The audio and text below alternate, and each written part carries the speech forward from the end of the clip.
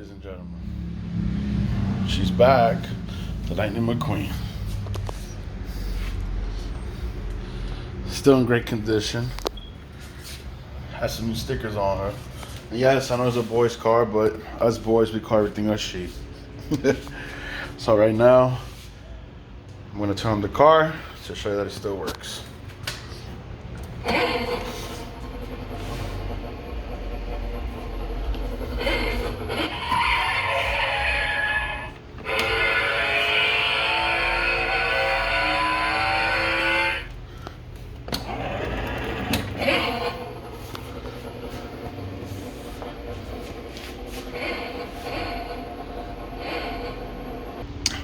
Okay, so before I show you what I did, let me give you a little story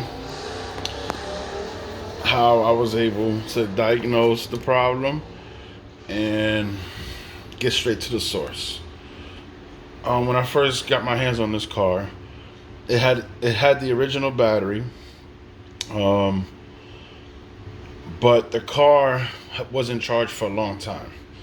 And due to that, lead acid batteries, if you don't charge them constantly, they're gonna lose charge and they just go dead on their own. So I tried charging this car for at least 12 hours with the original battery. The only thing that was working was the LED lights and the sound effects. But when it came to the motor, it had no power, no movement, no nothing. So this is what I did. I removed these two screws. Let's take off the seat. Take it off from the bottom like this. Lift it up. Oops, sorry. Now we got the seat off. Okay, so I'm gonna explain everything I did to make this car work.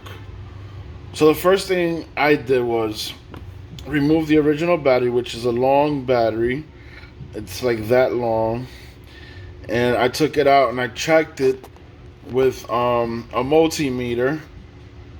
And the multimeter, the battery kept showing me very low voltage, about not even 5 volts, like 2 volts, like 2.5 volts. And the battery is a 6-volt battery.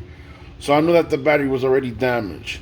So this battery, it might look smaller, but it has the same amount of voltage and the same amps. So the only difference is the old battery was longer and this one is taller, but it doesn't make a difference because, as you can see, I was able to, manage to put it in there without no problem. So now let's get into the wiring. You see this red wire right there? That's the positive lead with that electrical tape. That's actually for like heating up components. That's on motherboards. So inside the tape, there's either that's a capacitor, a ceramic capacitor, or resistor. I don't remember 100%, but if you're gonna change the battery, make sure that component is still attached to the positive lead.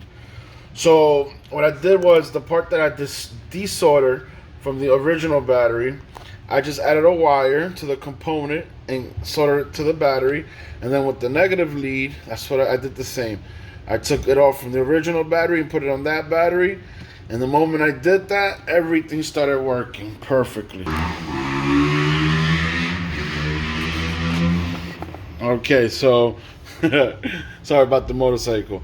So another thing I want to explain is down here. See this hole? One thing I want to reach out to everyone out there is do not play with this car inside water. As you can see, the engine is open, doesn't have nothing to protect it. And any splash that comes into that hole will literally splash like this. So the motor will get hit, the battery will get hit. So I suggest parents, children, do not use this car in the water or next to a pump or next to the beach or nothing muddy, so the car can stay in good condition. Hope this helps. Thank you for watching. Goodbye.